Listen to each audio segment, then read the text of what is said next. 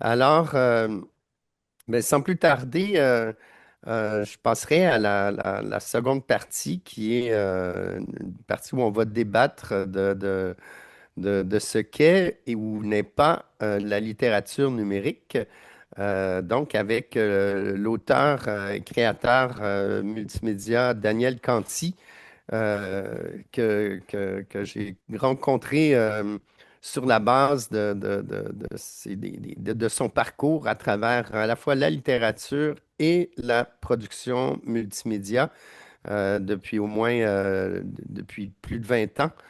Donc, c'est quelqu'un qui est passé par l'Ouest canadien, par le Banff Center, par Vancouver, par le CD-ROM, par la création de Livresque, par l'écriture d'une multitude de projets, à la fois de projets interactifs et de projets sur papier.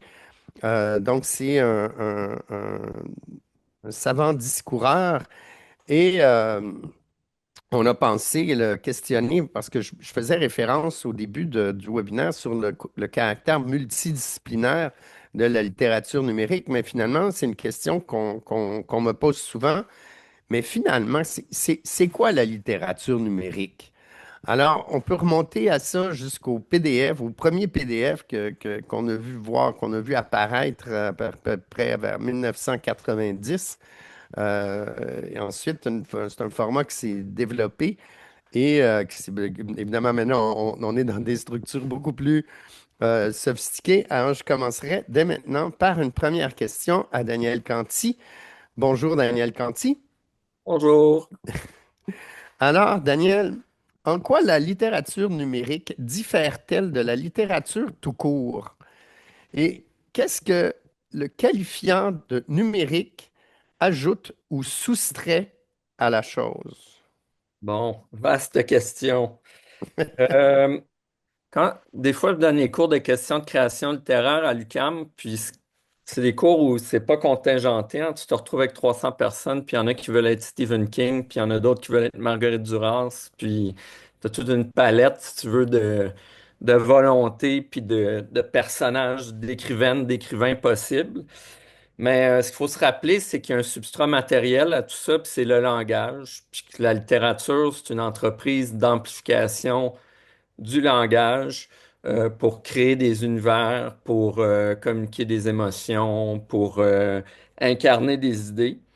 Puis, tu sais, en fait, quand tu fais tes études à l'UQAM aussi, tu passes 4 ans à te poser la question de l'essence de la littérature. Tu as l'impression qu'un jour, Jean-Paul Sartre va revenir en vociférant pour nous expliquer tout ça, apparaître dans la porte. Mais je pense que quand on parle de littérature numérique, c'est un qualifiant qui veut dire peut-être pas grand-chose puis beaucoup de choses en même temps. Même la notion de numérique elle-même est parfois un peu floue. Euh, Ce que je veux dire par là, c'est que si on part de cette espèce d'immense ensemble analogue qui est le langage, puis qui est la matière de base de la littérature, c'est un outil qui est beaucoup plus puissant au niveau de sa capacité de créer des virtualités, euh, d'incarner des émotions que les outils numériques qui sont des outils de compression en quelque sorte, puis de réinterprétation et de codage.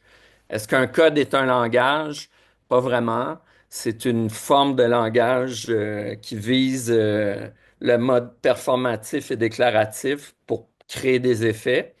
Quand on travaille le numérique, des fois on nomme des choses numériques qui sont plus électroniques ou électriques parce qu'elles passent par la création de machines, par exemple, qui sont pas nécessairement numériques, mais qui vont être connectées à des contrôleurs numériques. Mais là, on va pas, comme on dit, enculer les mouches, mais il y a une question aussitôt qu'il y a une relation à l'électronique, si vous voulez, incarner ou à l'ingénierie, on parle de numérique. Bon, puis là, quand on parle de littérature, c'est surtout là qu'il faut garder le cap, parce qu'il y a des notions qui sous-tendent, on l'oublie souvent, mais le numérique, ça a commencé sur papier. C'est un fantasme logico-mathématique de philosophes blancs britanniques du début du 20e siècle, qui a ensuite donné lieu à une série d'innovations d'ingénierie, beaucoup par des centres européens, puis des gens immigré aux États-Unis. Mais à la base, même le modèle de l'ordinateur modèle, ça vient d'un essai d'Alan Turing, puis ensuite d'essais d'ingénierie qui répondent à des œuvres qui sont en quelque sorte littéraires, mais pas de la façon dont on l'entend nécessairement. Moi, je leur lis souvent le papier sur d'Imitation Game de Turing. Je considère que c'est un texte littéraire, puis que c'est un texte fondateur, en fait, de la conception de ce que va devenir le numérique. Mais aujourd'hui, une notion, par exemple, comme celle d'information, qui a prédaté son incarnation dans des machines binaires, cette notion-là d'information est en train de tout englober. Tu sais, les gens parlent de leur code génétique comme si c'était le résultat immédiat de leur code génétique, quand en réalité, c'est la rencontre d'un système codé avec une soupe du vivant, puis qui donne lieu à des phénomènes qui sont beaucoup plus souples, puis beaucoup plus analogues, puis beaucoup moins binaires qu'on pense. Fait que quand la littérature se frotte au numérique, elle se frotte à un langage qui lui est un peu étranger, dans le sens où c'est un langage qui est moins souple, qui est plus passéiste dans un certain sens, parce que c'est un langage de codage et de compression avec une grammaire puis une syntaxe qui est assez limitée. Mais là, comme on parlait par exemple de l'Oulipo, dit c'est que tu entres dans une série de contraintes qu'il faut que tu apprennes à respecter comme des choses en soi. Mais l'élan de la littérature, c'est un élan qui est poétique. Puis moi, je pense que fondamentalement, peut-être que le secret de l'univers, c'est que la structure même de l'univers est poétique, elle n'est pas nécessairement informationnelle, mais elle échappe à la compréhension de façon fondamentale. Puis la littérature, c'est peut-être l'outil qui va permettre de traverser le numérique pour refaire émerger cette dimension poétique-là, puis entrer en contact avec cette idée d'un mystère qui nous anime à travers le langage. Oh! Alors, on doit rendre la technologie au service de la littérature et on voit que le, le- en fait, le langage n'a pas l'émotion de la littérature. Mais donc, on voit bien on doit mettre la technologie au service de la littérature et non l'inverse. Et Paul? Oui, mais j'aime ces commentaires-là sur la dimension poétique de l'univers. L'information aussi, je sais que c'est quelque chose qu'on se demande, est-ce que l'information, c'est une matière première de tout ce qui nous englobe, le Big Bang et tout, c'est une explosion d'information. Mais j'aime beaucoup ce commentaire-là de la dimension poétique. Puis c'est d'ailleurs quelque chose qui se rattache à ce que je disais plus tôt par rapport aux guerres. Tu sais, il y a une grosse carence poétique dans la planète. Puis c'est ça, on est devenu trop, je sais pas, non-fiction, trop essai. Il y a plus assez de poésie. Alors, je suis content d'entendre que Daniel, il va dans cette direction-là un petit peu. L'esprit Alors, pratique, c'est hein? l'esprit pratique qui est l'ennemi de la réalité, et Oui. pas le contraire. Puis Puis, avant de passer à la deuxième. Oh, attends, continue. c'est bon. Avant de passer à la deuxième question, je voulais juste te dire, tu as dit tantôt que dans les cours de création, les gens voulaient il y en a qui voulaient être Stephen King, puis il y en a qui voulaient être Marguerite Duras. Toi, quand tu avais 16 ans, c'était-tu ces deux-là ou qui tu voulais devenir? Ben, moi, j'aimais les auteurs qui commençaient en ABC, fait que j'aimais Paul Borges? Auster à l'époque, j'aimais beaucoup Borges, Calvino. Ouais. Puis là, ensuite, on saute au P, là, les Georges Perec et autres. J'aimais Marguerite Duras aussi beaucoup. Puis je continue de les aimer. Puis j'adore Thomas Pynchon qui a sorti son nouveau roman hier. Mais Son nouveau, ouais. et peut-être le grand commentateur de la technologie au niveau des romanciers, disons, du 20e siècle. Lire Gravity's Rainbow, c'est comme lire Deleuze et Guattari, mais avec pas mal plus de jokes. Ouais. Et, Alors, ta vraie deuxième question, c'est la suivante. La littérature numérique est une sorte de mot valise. Que peut-on mettre ou emporter dedans? bon, ben, si on regarde c'est quoi un mot valise, là, parce qu'on fait attention au langage, l'INU, c'est un mot valise, mais littérature numérique, c'est pas vraiment un mot valise. Un mot valise, c'est que tu prends le début d'un mot, puis la fin d'un autre, ou le début de deux mots, tu les mets ensemble. C'est comme des sortes de mots ouroboros qui se mordent la queue en se référant à des réalités, deux réalités qu'on met ensemble pour créer une troisième réalité. Puis ça, je trouve qu'en quelque part, littérature numérique, dans ce sens-là, c'est un mot valise. Moi, quand j'ai entendu Illinou, j'ai l'impression d'une variation sur une langue autochtone ou encore j'ai pensé tout de suite à Linus, là, mon personnage préféré à part Snoopy de Peanuts, de Charlie Brown. Linus, c'est celui qui est toujours en train de discourir sur les choses profondes en levant le doigt. Et l'INU, hein? Peut-être ça va marcher après cette conférence, mais c'est pas encore passé dans l'usage. Fait que c'est pas littérature numérique, c'est quelque chose, comme le disait Michel, qu'on est encore forcé de définir. Mais ça fait une sorte de beau petit nom qui nous ramène, pour moi, ça nous ramène à deux choses qui ont été évoquées tout à l'heure. Ça ramène à des formes de création puis des formes de diffusion, puis des fois ces deux choses-là se rencontrent, puis des fois elles se rencontrent pas. Puis pour moi, il y a une question d'échelle aussi qu'on gagne à se poser. Tu sais, tantôt, je vous parlais qu'il y a des choses qu'on fait avec des machines qui sont pas vraiment numériques, puis que ça serait une vaste question à discuter, parce qu'il y a des machines qui sont plus analogues. L'analogue, ça veut pas dire que c'est pas numérique, ça veut juste dire qu'il y a un flow continu qui s'exprime. Il y a eu des ordinateurs analogues avant d'avoir des ordinateurs numériques, mais plus maintenant. Puis peut-être que les ordinateurs futurs, ils vont fonctionner aux fleurs, puis ils vont être analogues.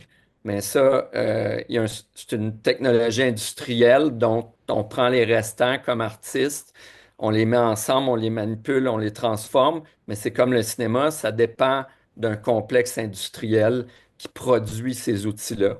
Fait que ça, il y a une différence fondamentale avec la façon aussi dont la technologie du livre, par exemple, est devenue invisible parce que c'est une technologie, puis c'est une technologie très avancée, mais maintenant on le voit simplement comme un support. Puis je pense que c'est arrivé très vite avec le numérique aussi, que le numérique est devenu, dans beaucoup de cas, un support, ou sinon il se réclame d'une nouveauté qui est souvent pas nouvelle, parce que c'est souvent que le numérique, même si sa vitesse accélère, ses efficacités accélèrent, il répète des scénarios qui ont déjà été déployés dans des sphères numériques, mais il les répète différemment. C'est un médium qui a une mémoire extrêmement courte, en fait, puis qui est très peu historicisé parce qu'il prétend tout le temps à l'avenir. Le numérique, on le présente tout le temps comme l'avenir, quand en réalité, c'est le présent dans lequel on a les deux pieds. Puis c'est un espace dominé par une série de joueurs, surtout américains, qui sont des compagnies massives comme des méchants dans des films d'Alien. Puis c'est eux qui produisent aussi les films d'Alien. Mais cela dit, il y a comme une sorte de contradiction temporelle là-dedans parce que s'il y a une chose qui définit le numérique, c'est une sorte d'absence de temps, en fait, parce qu'il nous présente toujours un présent absolu, un espace de performance, un espace d'échange. Puis je pense qu'il est important quand on essaie de créer une expérience numérique, c'est de penser à la façon dont toutes ces échelles-là s'imbriquent, puis comment les pouvoirs spécifiques de la littérature peuvent être servis par la grammaire, la syntaxe, puis les pouvoirs spécifiques des machines, puis que les machines réseautées, puis de ce que ça permet comme type d'action. C'est une palette verbale assez limitée. On va en parler après, là, du vocabulaire qui est lié à tout ça. Mais pour moi, l'ordinateur, comme c'est une boîte noire, dans le sens de, c'est une machine à tout faire, une sorte de couteau suisse mystérieux ou qui fonctionne super rapidement, mais qui est placé dans une autre boîte noire qui est le théâtre du web puis le théâtre du monde. Puis là-dedans, tu as la numérique, la littérature qui est un peu comme le chat du possible qui serait dans la boîte noire, qui est placé sur la scène, qui est elle aussi une boîte noire. Puis ce chat-là du possible, comme le chat de Schrödinger, c'est là que la littérature va. C'est des entités métaphoriques que déploie la littérature. Puis ça déborde du contenant.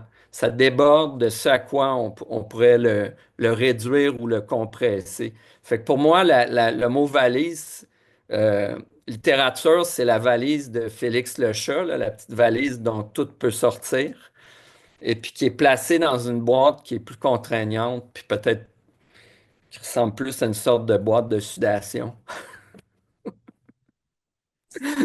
Voilà, je me suis laissé emporter par les métaphores. Oui, non, c'est bien. J'aime toujours entendre parler du chat, le chat de Schrödinger et tout ça. Puis j'aime aussi tes observations sur que les nouveaux médias ne sont pas nécessairement nouveaux. Surtout en 2025, on parle encore de nouveaux médias, mais ils sont vieux. Puis aussi le fait que tu dis que les ordinateurs sont pas nécessairement numériques. Comme toi aussi, j'aime les illustrations des vieux ordinateurs, comme les Soviétiques avaient fait avec de l'eau. De l'eau. Ils ont fait des ordinateurs complets qui pouvaient faire des calculs et tout ça, mais juste avec de l'eau. Alors, puis la littérature est beaucoup plus vieille que le numérique, mais comme tu dis, c'est comme la littérature, c'est comme le méta qui. Puis les boîtes noires, on dirait qu'ils ont la difficulté un petit peu à englober toutes ces choses-là. En tout cas, on va poursuivre là-dessus aussi, là. Michel? Ben, en fait, c'est intéressant de noter l'instantanéité de la littérature numérique.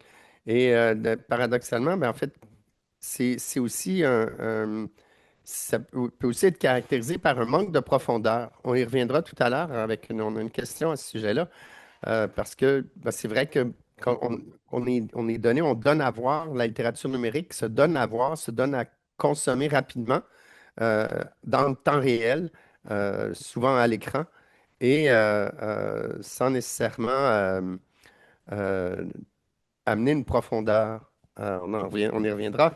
Alors justement, à ce sujet-là, quelles structures de récit, quelles associations de mots sont inhérentes à la littérature numérique? Donc, quelles structures de récit et quelles associations de mots? Ben, tantôt, j'en ai entendu une couple de mots qui reviennent tout le temps quand on parle du numérique, comme le mot immersif, là, par exemple. La réalité est déjà plus qu'immersive, là, tu sais, dans le sens qu'on l'habite, elle nous traverse. Euh, Puis c'est drôle comment il y a tout le temps cette nécessité comme de qualifier pour nous dire qu'il y a comme quelque chose qui serait l'égal de la réalité ou qui serait son double, qui serait prêt à l'absorber, un peu comme la planète Mélancolia là, dans le film de Lars von Trier, qui est un double de la Terre qui s'apprête à l'absorber.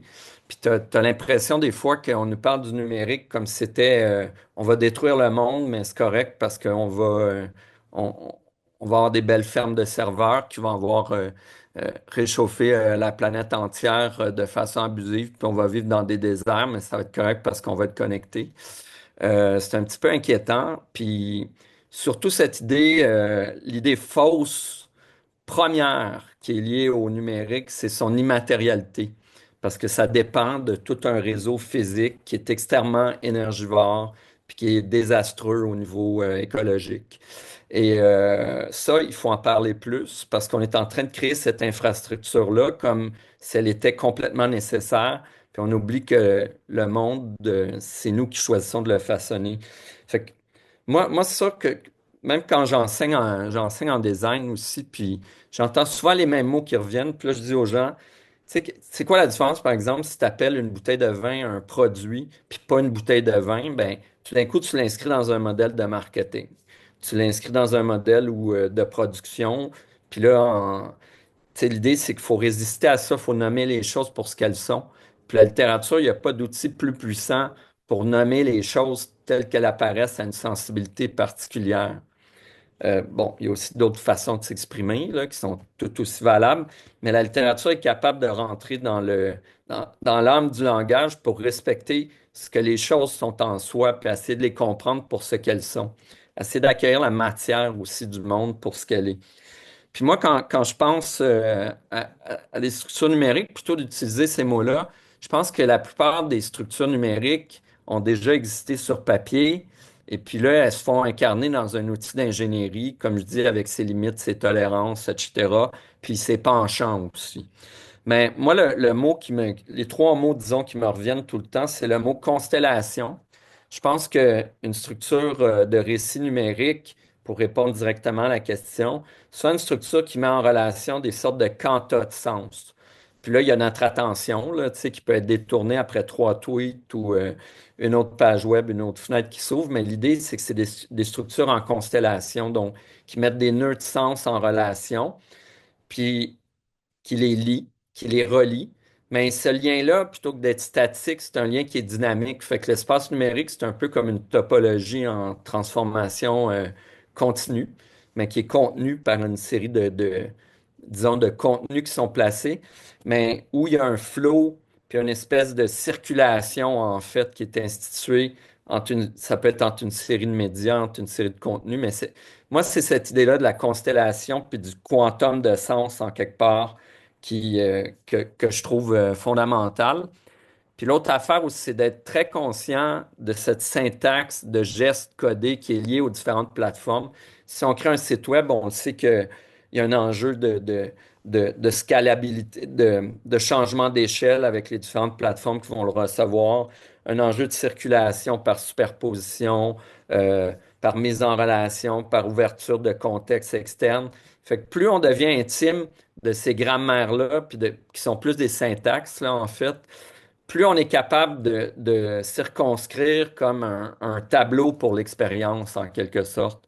Puis je pense que c'est plus ça qui est important, c'est de se mettre à la fois à l'écoute des matières qu'on souhaite représenter, mais aussi des matières avec lesquelles on travaille. Puis, fait que c'est un espace de dialogue fondamentalement à la fois au niveau de la conception puis de la réception. Ensuite, ça peut devenir un mégaphone aussi qui est unidirectionnel. Mais là où ça marche le mieux, c'est quand ces circulations-là, puis cette bilatéralité en quelque part, puis ces allers-retours-là, puis ces feedbacks-là deviennent possibles. Puis, tu sais, à un moment donné, c'est de créer des espaces qui favorisent des mises en relation, euh, puis qui favorisent aussi la réception de véritables messages. Puis, j'aime pas le terme message, là, c'est le mauvais mot, mais de véritables cantats littéraires, en quelque sorte. En fait, Des j'aime petits bien trous de l'idée. notes. En fait, je comprends bien cette idée de constellation. J'ai travaillé pendant quelque temps sur un prototype de fiction perpétuelle et qui s'articulait autour d'une constellation de tableaux, de scènes. Je me suis rendu jusqu'à 70 scènes qui étaient reliées les unes aux autres et j'ai un tableau où je reliais les différentes scènes avec du fil à coudre sur un mur pour bien illustrer la relation pour bien illustrer la relation entre les différents éléments. Alors, on comprend que dans les mots qui sont importants, évidemment, l'immatérialité, la constellation, de mettre en relation des éléments, des nœuds, le flow le flow du mot, du débit, de la structure, la circulation, le quantum de sens. Alors, on navigue dans ces eaux. De la Merci, lumière Paul. et de l'électricité, hein? Ouais, Le flux. tu mentionnes le mot quantum, c'est un gros mot, là. On pourrait parler longtemps là-dessus, mais tantôt tu parlais, puis il y a une image qui me venait quand tu parlais des médiums électroniques et tout ça, puis c'est au début, mais pas au début, mais mettons comme il y a 100 ans, on avait le cinéma, où on avait des grands écrans. Puis après ça, dans les années 50, là, ensuite, on a eu la télévision. Puis là, dans les années 90, ben là, on a eu l'écran d'ordinateur. Puis ensuite, dans les années 2005, là, on a commencé à avoir le téléphone. Alors, l'écran devient de plus en plus petit. Puis là, ouais, c'est ça. Alors là, je me dis, le prochain écran, puis ça, on va peut-être en parler dans les autres questions plus tard, mais le prochain écran, selon moi, c'est directement dans le cerveau. Puis là, c'est comme, on dirait que c'est- Il y en a déjà un à très haute résolution, hein, ouais, c'est ça, dans celui nos qu'on a. consciences. Oui, mais on dirait que on dirait que ça, c'est la prochaine frontière après le smartphone. Mais je sais que les Silicon Valley sont déjà en train d'essayer de se rendre Ouais. ici, là, mais Comme si les gens oubliaient il est tout sale, là, je m'excuse. Mais c'est comme si les gens oubliaient de plus en plus la relation de ça à la télévision. ouais, Parce qu'ils n'ont pas vécu peut-être les années où c'était ça qui était présent partout, mais c'est quand même l'enfant bâtard de la télécommande puis de la télévision. C'est pas vraiment des téléphones, ces petits miroirs noirs-là. C'est non. des téléphones, mais on appelle ça des téléphones, mais c'est le téléphone qui est devenu une sorte de Oui, mot valise oui, parce dans, que les gens s'en servent presque plus pour parler à un autre. Ben, c'est une des fonctions parmi tant d'autres, mais Oui, ce que ça fait, c'est que ça nous inscrit dans un réseau constamment comme capteur-émetteur monnayable de transactions numériques. c'est ça. Ça, je veux pas faire mon analyse marxiste, là, mais c'est quand même, à la base, c'est un petit cash register aussi, là. C'est sûr. Un Ça, il faut catalogue. pas l'oublier, tu sais, puis ça diminue aussi le potentiel d'avant-garde du Oui, numérique, cette présence dans ces réseaux-là qui sont... Puis c'est ça qui a fait le triomphe de la diffusion versus celui de la forme en numérique, parce que la diffusion est monnayable, puis la forme, elle l'est pas bien, bien. c'est vrai. Alors, la prochaine question. Le mot comme matériau a-t-il une valeur artistique? Est-ce que À partir quelqu'un de... ici dirait non? Je pense que c'est oui, oui. Mais à partir de quand un mot qui s'affiche à l'écran devient-il signifiant ou insignifiant? Ben, moi, je pense que ça dépend, tout dépend de qui l'interprète. Tu sais, moi, je travaille avec des designers graphiques qui vont mettre un A à l'écran puis qui vont le regarder pendant un mois pour refaire les empattements, là. Fait que, quand tu arrives au mot déjà, la lettre déjà peut être signifiante, etc. Mais moi, je pense que c'est une question vraie. Moi, la notion que j'aime, en fait, substituer à celle d'usager, qui me fait penser à Skid Row puis des drogués, c'est celle d'interprète, en fait. Euh, que le web ou le numérique, c'est une sorte de théâtre dans lequel on prend place et puis qu'on devient interprète à la fois, si on est dans une équipe de création, on est l'interprète euh, de la gang qui travaille avec nous, que ce soit des codeurs, des musiciens, des acteurs peut-être, des actrices, euh, d'autres poètes. Fait qu'on devient les interprètes de cette collaboration-là, mais on est les interprètes aussi des instruments dont on joue, donc des outils avec lesquels on va travailler. Et puis ensuite, on livre de la littérature à l'interprétation.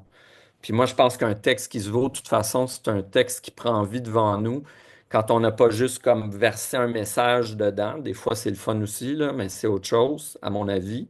Mais que le texte nous apprend quelque chose sur ce qu'on essayait de faire avec. Puis cette idée tantôt, Michel parlait des PDF, ben, c'est la matérialité incarnée du mot.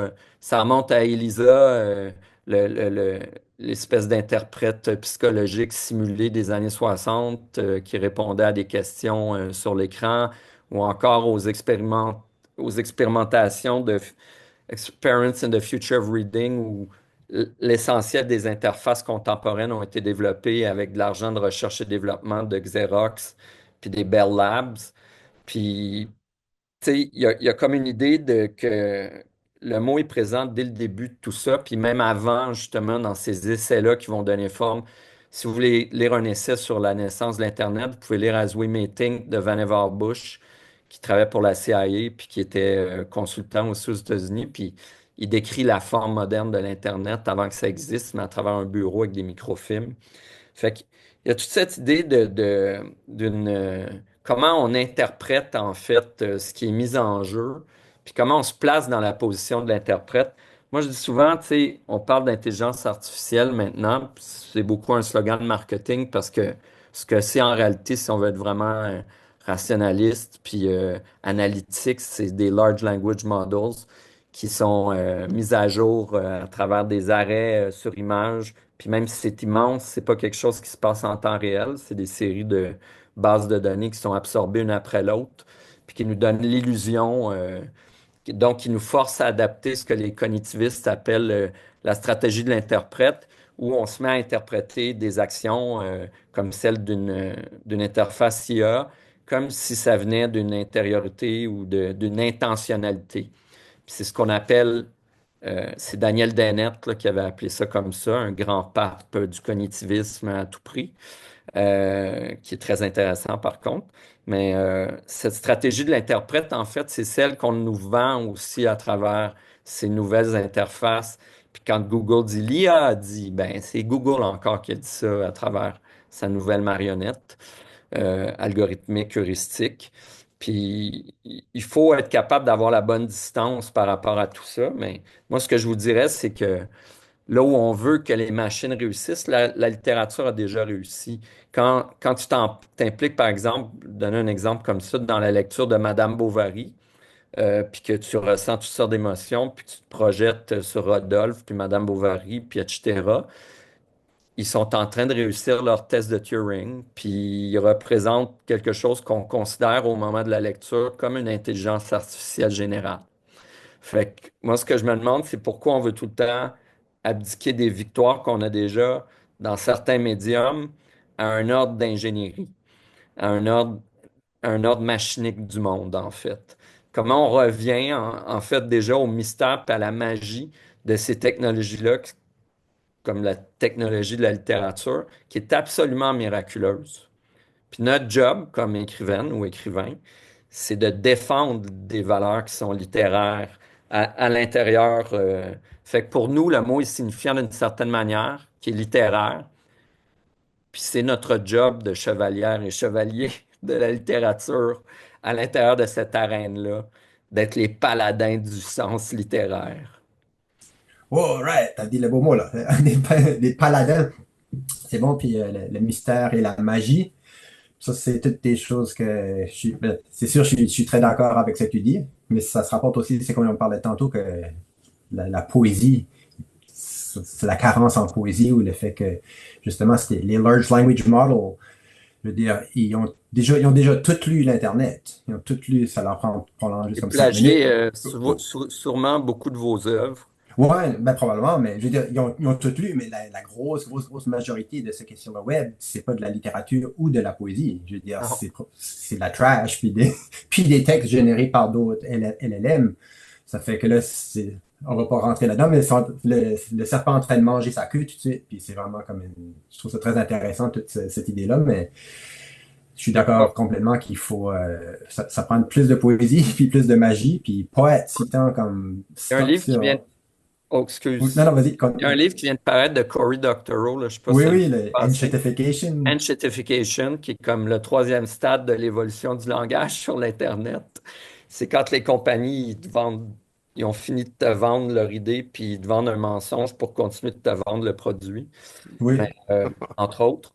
Puis ça, je trouve que ces réflexions critiques-là, on les a pas beaucoup par rapport au médium parce que on le considère souvent seulement comme une dystopie ou une utopie.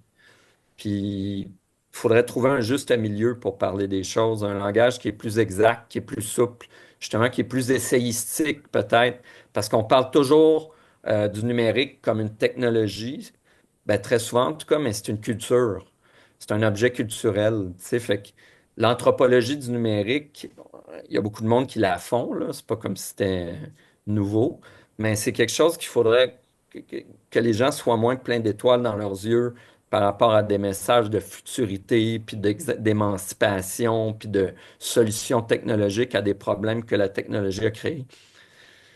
Tu sais, fait que il me semble qu'on devrait se réveiller un peu que c'est des choix qu'on fait là, présentement, puis que peut-être qu'on devrait les faire de manière un peu plus sage. J'enchaînerai tout de suite avec la prochaine question. Euh, pour composer de la littérature numérique, est-ce qu'il vaut mieux d'être poète, romancier, essayiste, artiste visuel, développeur web, programmeur ou tout ça à la fois? Moi, j'avais écrit ma réponse que j'ai soulignée en rouge. C'est en littérature, il vaut mieux être littéraire. Tu sais, si on veut faire de la littérature numérique, il faut l'aborder selon l'angle du poétique. Puis après ça, ben, on prend les moyens qu'on a à prendre. Tantôt, une des invitées, une de nos collègues parlait de... Ben, en fait, avant que le monde arrive, là, j'écoutais pendant que vous parliez. Puis il y avait une conversation sur le fait, tu sais, la nécessité comme de composer des équipes. Chaque projet, c'est un peu comme Mission Impossible. Il faut que tu aies la gang que tu as besoin pour le faire arriver parce que tu es en relation avec tel contexte technologique ou telle machinerie, tel logiciel, tel type de travail que tu veux faire avec l'image. Puis, il faut que tu vois les limites de tes propres moyens, mais Moi, ce qui est arrivé dès le départ, en fait, c'est que, tu sais, ce qu'il faut comprendre au début, c'est que le numérique, c'est un médium d'ingénieur. Tu sais, c'est quelque chose qui a été créé par des penseurs, mais qui sont des ingénieurs.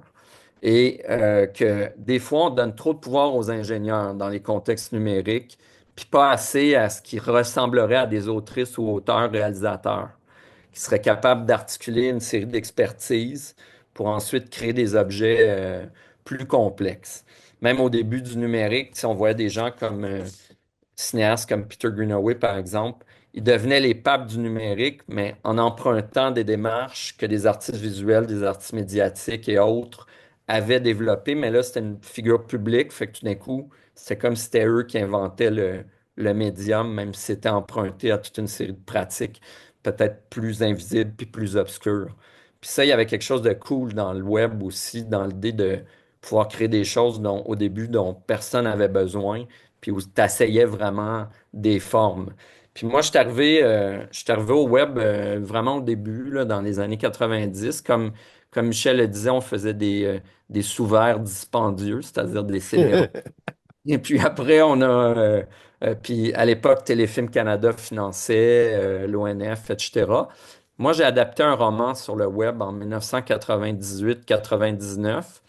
Ça dit que c'est un roman, mais c'est comme l'intelligence artificielle, c'est une catégorie de marketing. C'est une série de 30 récits sur les rêves d'Albert Einstein où il rêve que le temps se comporte différemment que dans notre monde, pendant qu'il est en train d'élaborer la théorie de la relativité, qui est une théorie physique du temps dans la réalité qu'on habite. Il y en a peut-être d'autres. Et donc, je trouvais que c'était un livre dont la structure en appelait à une adaptation numérique. Ce qui est intéressant, par contre, parce que je l'ai dit tout à l'heure, puis je vais le répéter, parce que le temps, c'est une dimension qui n'existe pas objectivement dans l'ordinateur. L'ordinateur a une horloge, mais l'ordinateur ne perçoit pas le cours du temps comme un humain. Puis il perçoit des séquences, même s'il les perçoit à une vitesse lumineuse proche de la célérité des anges. Ce que l'ordinateur comprend, c'est une série de branchements. C'est une spatialisation du temps, mais le temps n'est pas spatial, c'est un flot analogue. C'est un espace-temps analogue, un espace topologique. Ça n'existe pas, ça, dans un ordinateur. Nous, on est des êtres du temps, puis on est en relation avec des machines qui ignorent tout du temps. Fait que là, nous, la gang qui était réunie autour de ça, moi, je me suis improvisé réalisateur j'ai assemblé une équipe de deux programmeurs, un compositeur qui maîtrisait des outils algorithmiques, qui fait encore de la musique euh, aujourd'hui sur Cranky, l'étiquette à Chicago. Productrice, deux designers graphiques, puis qui faisaient de l'animation aussi.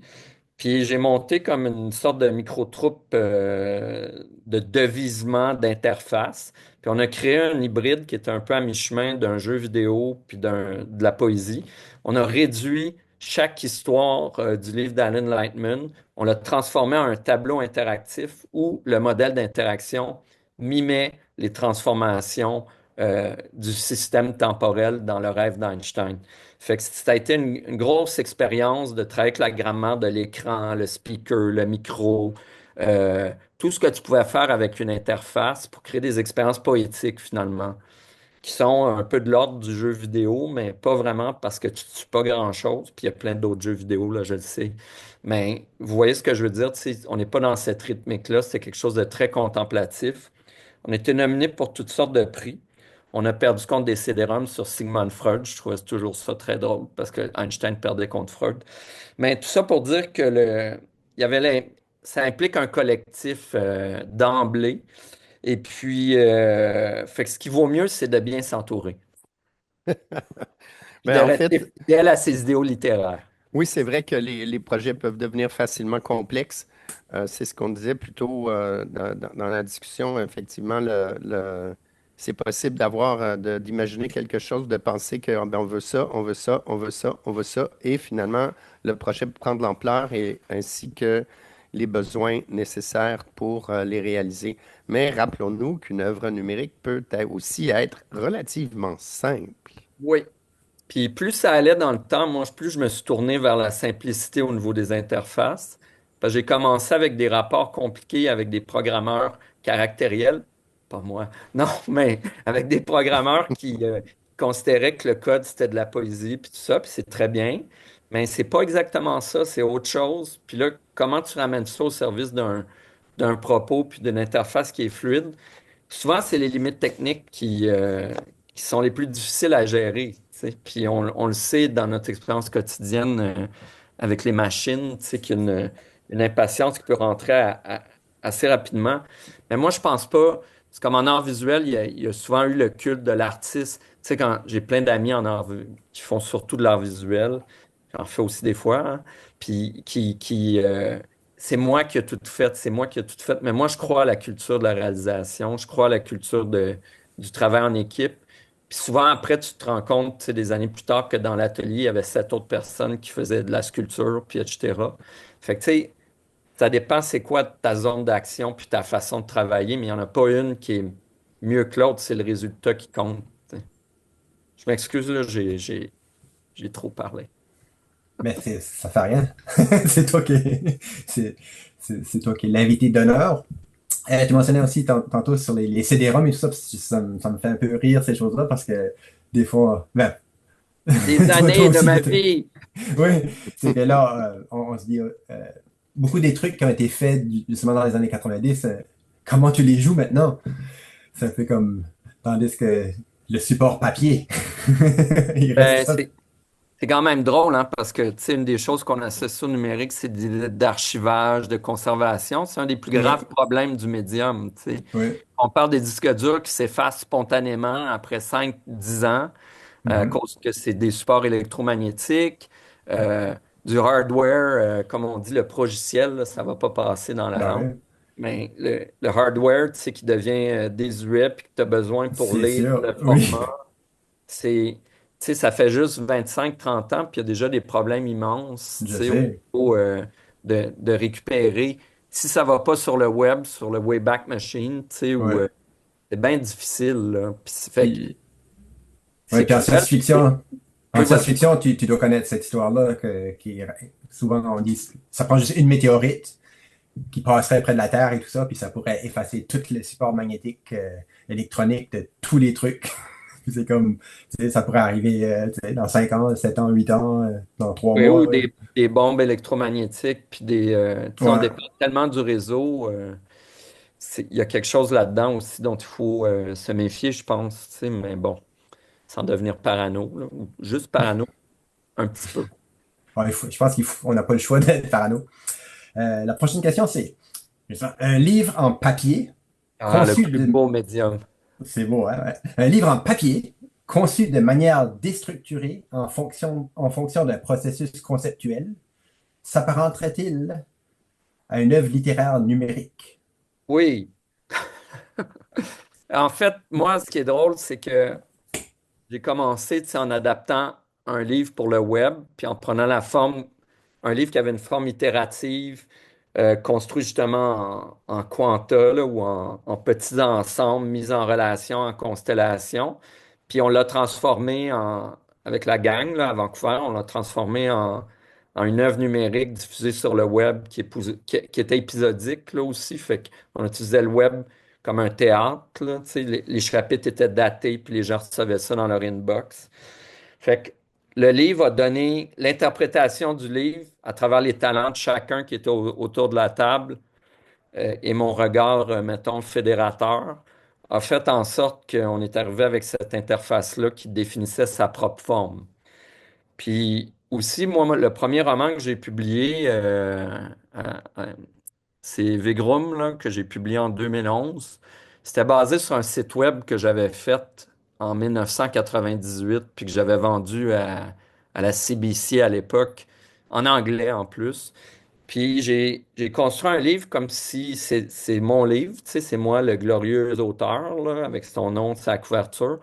Même si on a oublié sur l'épine au début, qu'il était placé sous le nom Vegrum tout le temps dans les tablettes au début.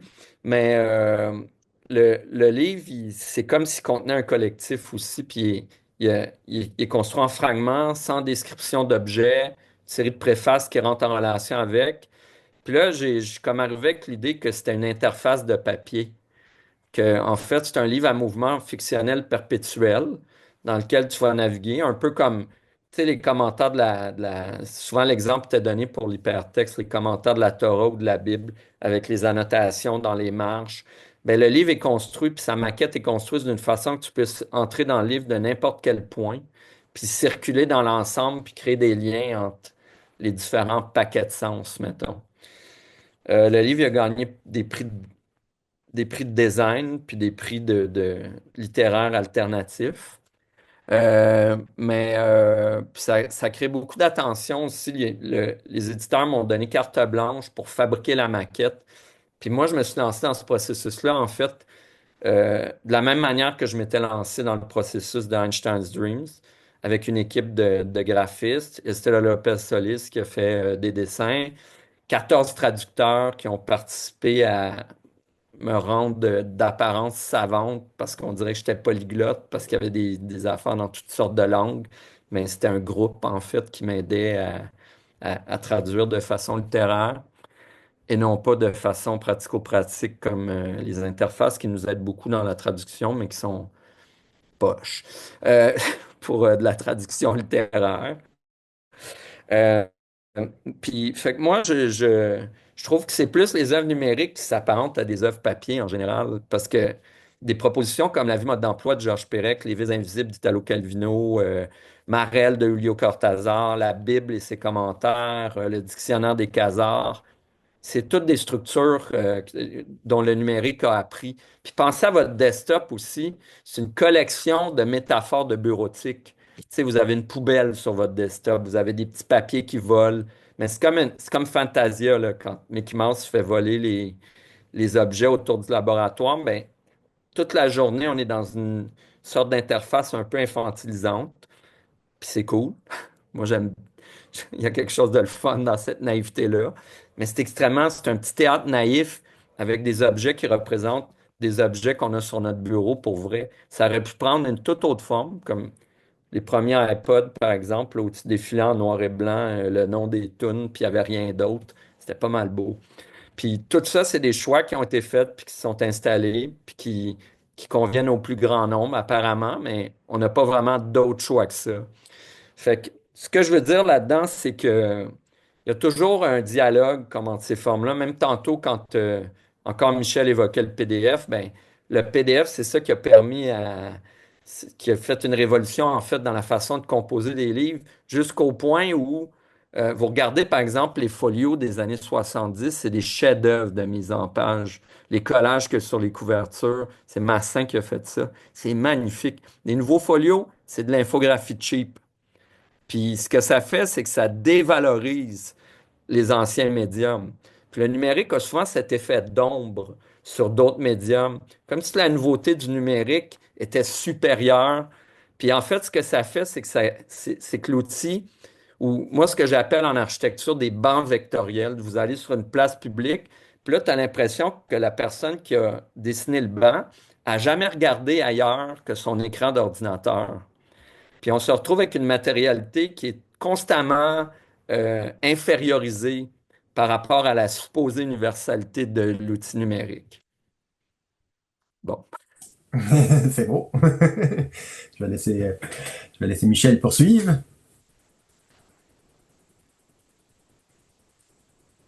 Oh, je pense que ton micro est éteint, Michel. Oui, Peut-être qu'on a des propos effectivement, oui. subversifs. En fait, mais comment peut-on imaginer une œuvre littéraire numérique qui se veut authentique alors que sa nature même repose sur l'instabilité, la variabilité, l'inconstance? Donc, Moi, j'ai l'authenticité versus l'instabilité, la variabilité et l'inconstance. bon, ben, je vais procéder par deux anecdotes tirées de l'art. Je suis allé revoir Mulholland Drive cette année. Là. Il y a comme, je le revois souvent, ce film-là. Puis c'est vraiment une des œuvres d'art dans ma vie là, qui a eu un impact démesuré par rapport à considérer les possibilités d'un médium. Puis juste au niveau émotif, au niveau de l'écriture. Wow! Puis à chaque fois que je le vois, je me rappelle jamais comment exactement ça finit, puis comment ça s'articule. Puis j'ai des amis que je croise qui s'en allaient le voir à côté du métro, il s'en allait le voir le lendemain. J'ai dit, vous me raconterez comment ça finit. Moi, je l'avais vu la journée d'avant, mais j'avais vraiment l'impression que le film se modifiait devant moi. Puis je parlais à Michel cette semaine, je ne sais pas si vous avez vu, mais il y a un documentariste dont j'oublie le nom, là, je m'excuse, mais il vient de faire un documentaire sur Brian Eno. Puis c'est tout le stock shot qui est monté en temps réel. Fait que quand tu vas voir le documentaire, il est jamais pareil. Il est construit avec des disques durs qui articulent le film différemment à chaque projection. Fait que, tu sais, la question de l'authenticité là-dedans, c'est plus la question est-ce que c'est bien fait ou c'est mal fait? Tu sais, est-ce que c'est de la peinture à numéro ou c'est quelque chose de vraiment vivant?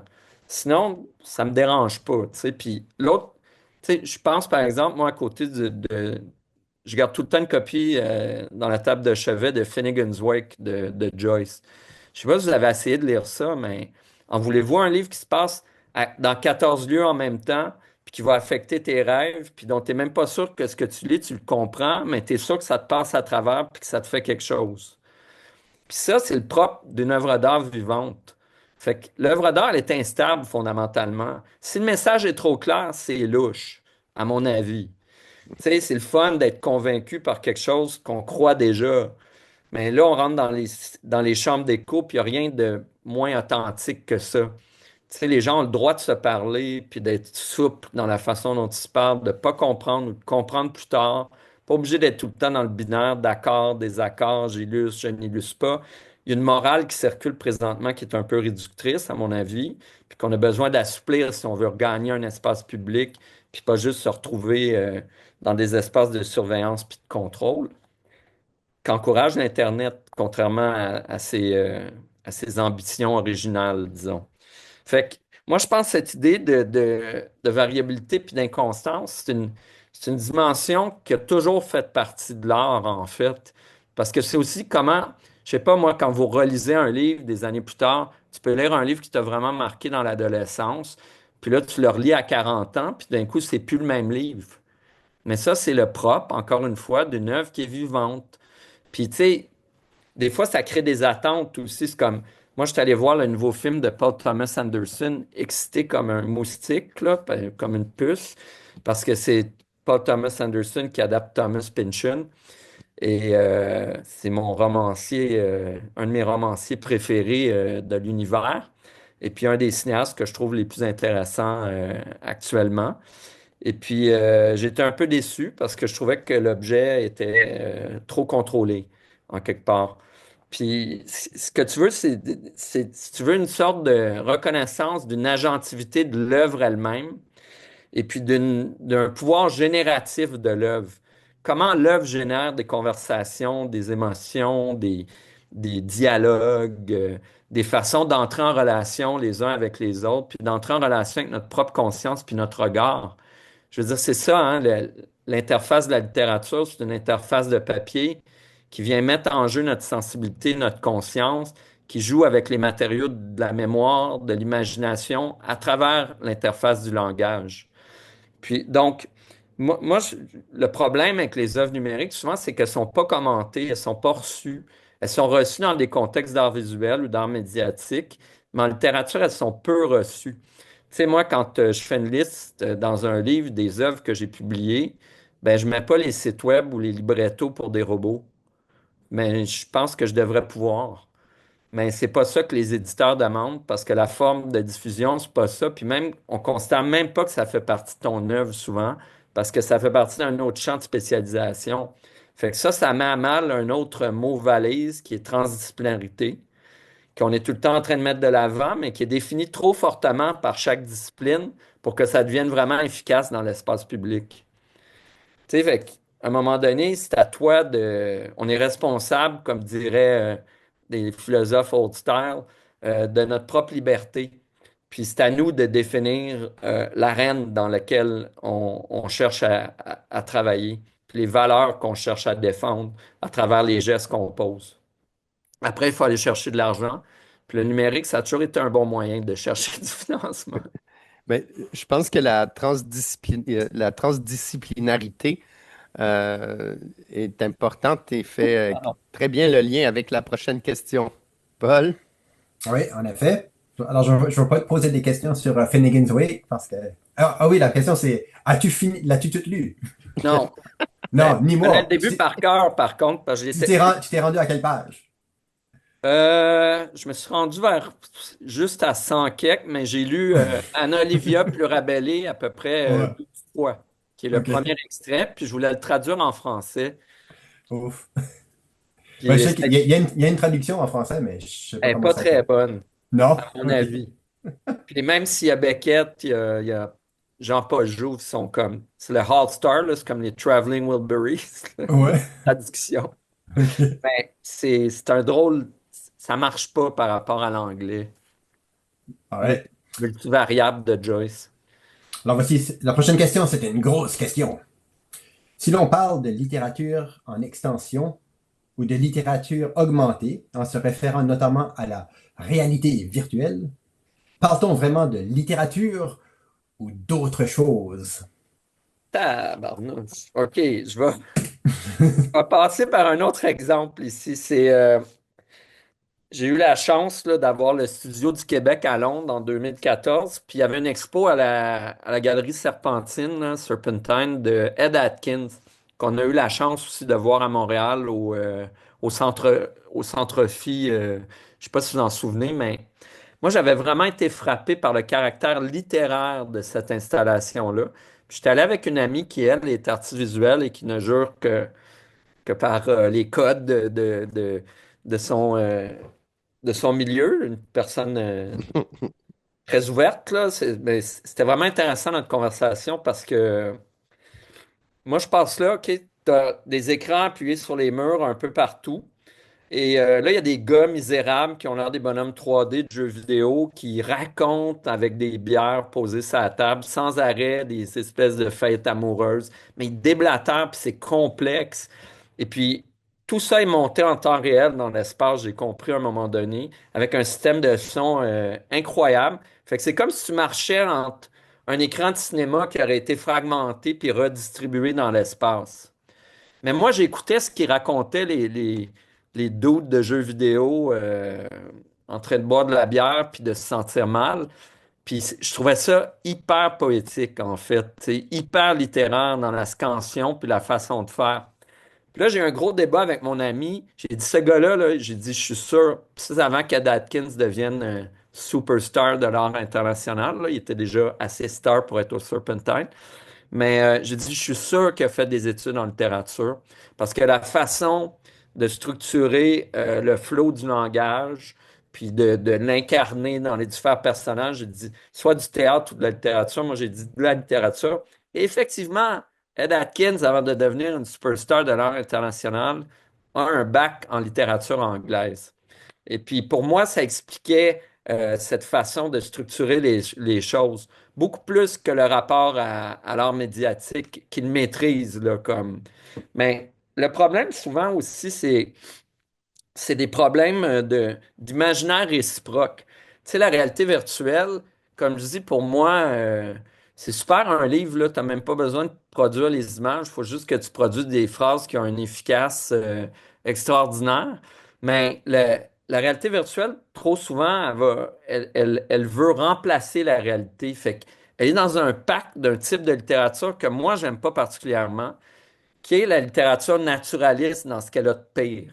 C'est-à-dire où elle prétend être la seule littérature possible parce qu'elle colle au réel, parce qu'elle colle à la représentation du réel. Puis ça, c'est une façon de diminuer les pouvoirs de l'imaginaire. Moi, j'ai rien contre des pratiques autofictionnelles ou des pratiques confessionnelles qui sont menées à bout. L'essai, tu sais, avec Montaigne, c'est le jeu qui s'exprime et qui se questionne. Il n'y a rien de nouveau là, à tout ça, mais moi, c'est plus le pacte naturaliste du VR. C'est quand il y a un travail de texture, comme par exemple les premières expérimentations de Char Davies ou des choses comme ça. Là, il y a de quoi qui se passe, mais il faut qu'il y ait un imaginaire de l'image qui soit actif, qui soit pas juste une réduction à l'outil ou une expansion du domaine cinématographique ou dans un autre arène. Puis je pense que c'est ça, là, c'est la même question que j'évoquais tout à l'heure. C'est la question des matières spécifiques avec lesquelles on travaille. Qu'est-ce qui va faire que la présence d'une histoire ou d'un environnement, d'un monde dans un contexte de réalité virtuelle devienne intéressant. Moi, je trouve qu'on peut tricher de toutes sortes de manières aussi. Faut tout le temps déborder, si tu veux, des limites de la machine puis du médium pour voir quelle autre, disons, tolérance, quelle autre latitude on peut explorer. Moi, je pense que le magicien d'Oz, en quelque part, il avait raison de créer tous ces effets-là puis de se cacher derrière parce que là, tu participes à la fois de la force de l'humain puis de la force de la machine puis de l'effet. Puis c'est là que ça devient le plus intéressant. J'avais développé pendant un bout un scénario pour un acteur caché devant une tête qui dialoguait avec les gens en empruntant le visage des gens qui leur parlaient. Le Centre-Feu avait financé ça avec un autre artiste, Vincent Toy. On n'a jamais pu le finir, mais moi, c'est vers ce genre d'expérience-là aussi, où il y a un mélange de toutes sortes de moyens. Tu sais, autant Einstein's Dream, ça partait d'un livre, mais le CD-ROM, il y avait un CD-ROM après la diffusion web. Il était packagé dans un livre aussi. Fait qu'il y a tout le temps des chaînes de transformation comme à travers les différents médiums. Fait que c'est plus une question d'écho puis d'écoute que d'augmentation. Tu sais, je trouve que c'est vraiment un terme galvaudé. C'est le même terme qui nous mène à la perte du monde en disant qu'on va l'augmenter. Tu sais. On devrait peut-être se concentrer sur ce qui se passe puis voir, là, il faudrait pas diminuer aussi. Tu sais. Puis une réalité un peu diminuée, ça pourrait nous aider aussi. Ouais, ça se rattache aussi à ce qui dit. Tantôt, tu parlais des ingénieurs versus comme les créateurs ou les écrivains. Puis toutes ces nouvelles technologies-là, ou nouvelles anciennes technologies de réalité virtuelle, réalité augmentée, ben, ça, on dirait que ça donne une grosse place aux ingénieurs, mais comme tu mentionnes, moi aussi je trouve que c'est un domaine on dirait qu'il manque d'imagination pour créer des quoi qui est justement différent du cinéma ou de la littérature. C'est comme Oui, si la ou réalité virtuelle n'était pas encore une forme d'art en soi. ça, il y en a beaucoup d'artistes à Montréal et ailleurs qui travaillent dans ce sens-là. Là, tu sais, je pense à Artificiel ou The User dans le passé. Il y a plein d'artistes, là, Jonathan Villeneuve, name them, là. Tu sais, puis il- qui utilisent les outils de manière détournée, tu sais, puis ça serait le fun que ça participe plus du dialogue culturel, tu sais. Mhm. Que ça soit pas juste les affaires qui ressemblent au cinéma puis à la littérature de masse, tu sais, qui est le haut du pavé. Mais après, les gens s'excitent, tu sais, tu leur dis le nom de quelqu'un de célèbre, puis ils vont avoir beaucoup plus d'attention pour ça que pour leur prochain, là. Tu sais, puis c'est leur cousin qui a écrit le livre ou qui fait l'expo. Des fois, s'ils sont pas dans ce monde-là, il va falloir les convaincre, pas à peu près, là.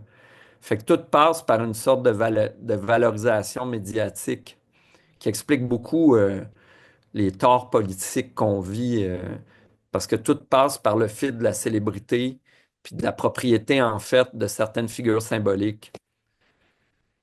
Mais bon, vaste question.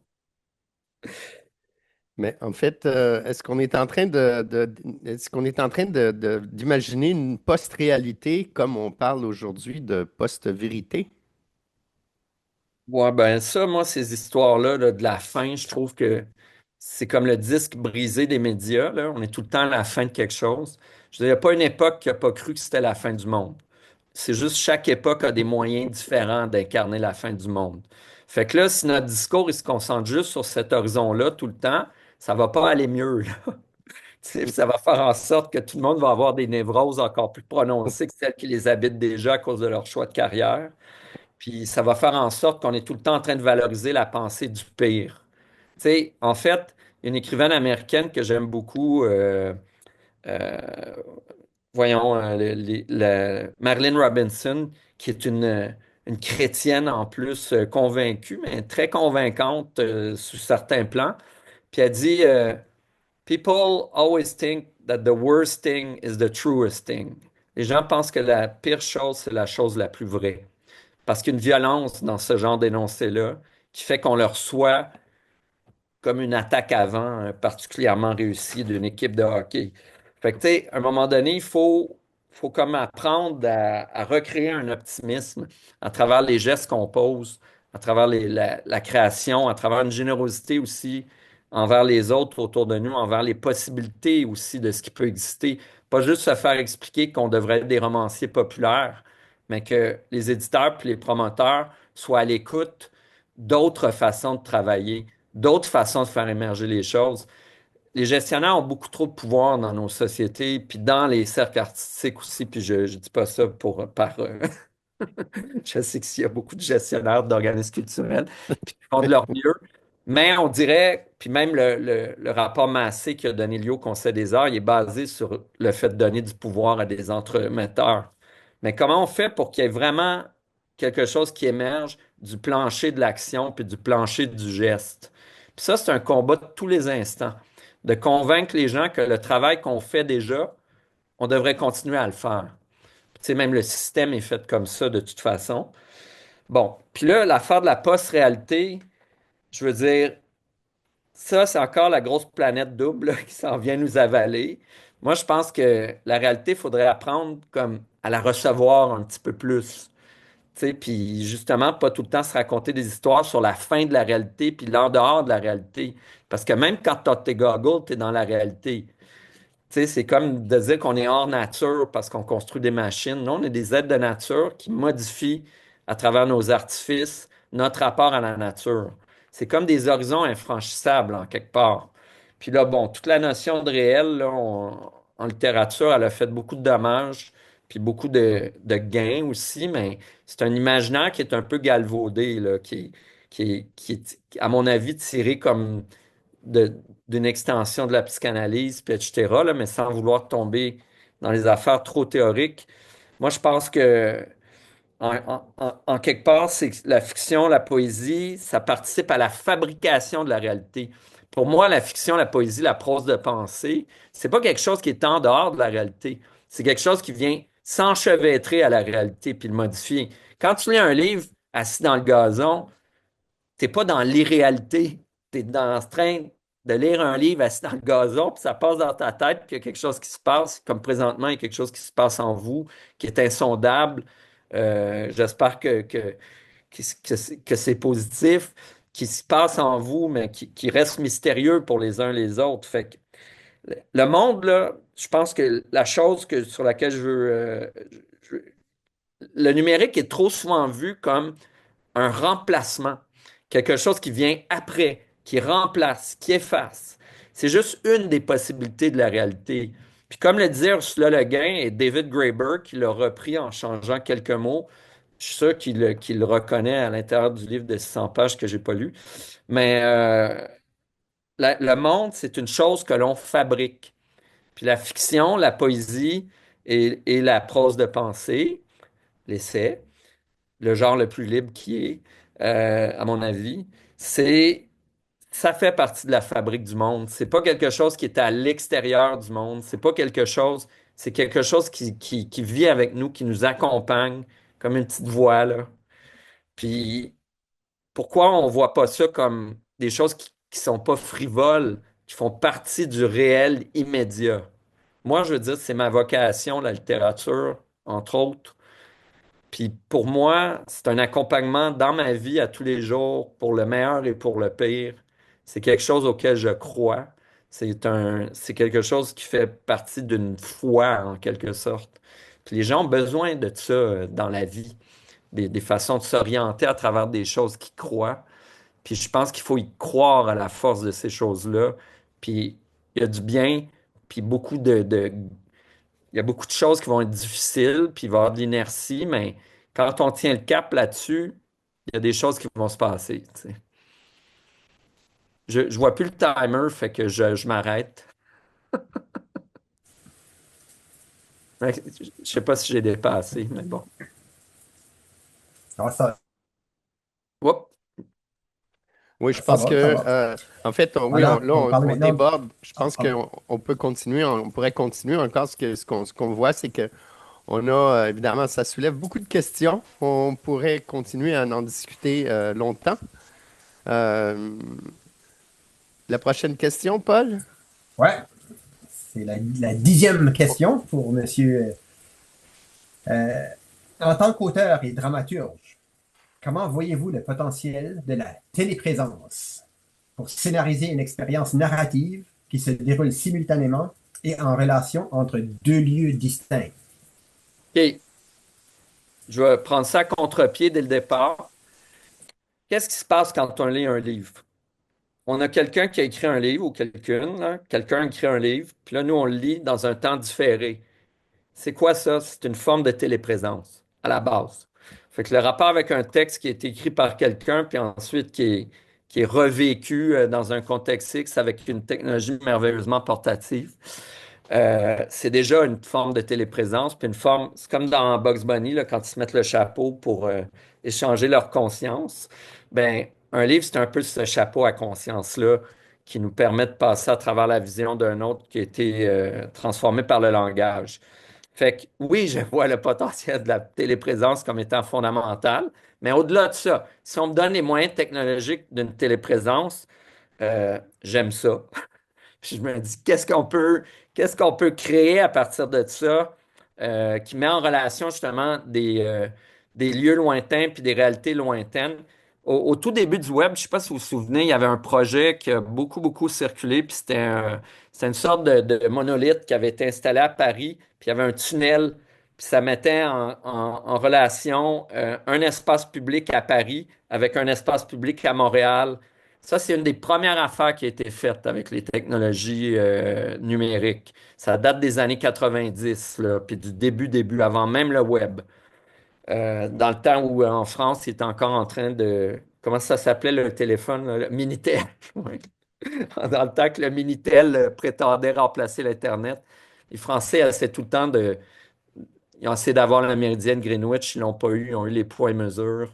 Ils veulent tout le temps avoir le centre de l'affaire s'ils sont capables. Ça, c'est des réflexes impérialistes culturels communs à tous ce genre de pays-là. Mais moi, je pense que, tu sais, il y a toute une idée aussi des trous où on pourrait voir un autre univers. Ça, il y a quelque chose de très beau là-dedans. J'ai collaboré longtemps avec Marc Brassard, puis une des pièces sur lesquelles j'ai collaboré, ça s'appelait L'Invisible. Puis l'idée de base, c'était une pièce qui se déroulerait à deux endroits en même temps, mais dont les deux moitiés communiqueraient, mais que tu pourrais pas voir en même temps. Fait que tu serais obligé comme d'aller d'un bord de la réalité puis d'un autre côté de la réalité. C'est une prémisse, ça, qui vient d'un roman de Haruki Murakami, After Dark, où il y a quelqu'un qui dort dans une chambre, puis il y a d'autres mondes qui la voient sur une télé à l'extérieur. Fait que, tu sais, puis même pendant la pandémie, il y avait une troupe biélorusse qui a fait une pièce en ligne qui utilisait la mosaïque dans laquelle on est là, présentement. Puis là, des fois, il y avait des tables qui passaient d'une case à l'autre. Ils poussaient des meubles, puis les personnages changeaient de place, puis tu te rendais compte qu'ils étaient au même endroit. Fait qu'il y avait un esprit là-dedans de jeu qui était vraiment le fun. Puis je trouve qu'il y a quelque chose, si cette technologie-là est déployée, il faut que ça soit vraiment au service d'une dramaturgie, justement, puis que ça soit stable. Puis souvent, avec des idées comme ça, des fois, c'est des bonnes idées au départ, mais là, il faut que tu appelles l'ingénieur de choc pour que ça fonctionne vraiment, puis que le projet ne soit pas réduit à une illustration de la technologie, qu'il ne soit pas là juste pour justifier qu'il y a un gros investissement de recherche et développement sur un dispositif particulier qui finit par limiter les modes d'expression, mais dont l'écran doit être justifié pour justifier le financement de recherche et développement. Même la plupart de ces technologies-là aussi, quand on regarde, encore une fois, dans les années 60, tu sais, l'Expo 67, par exemple, le pavillon tchèque, ça ressemble pas mal, ou même quand tu recules dans le temps, tu reviens au Berliner Ensemble, vous regarderez des photos, des mises en scène avec les projections 16 mm, etc. On dirait l'usine C la semaine dernière. Fait que il y a quelque chose, encore une fois, dans la mémoire de ces moyens-là, puis comment on les utilise.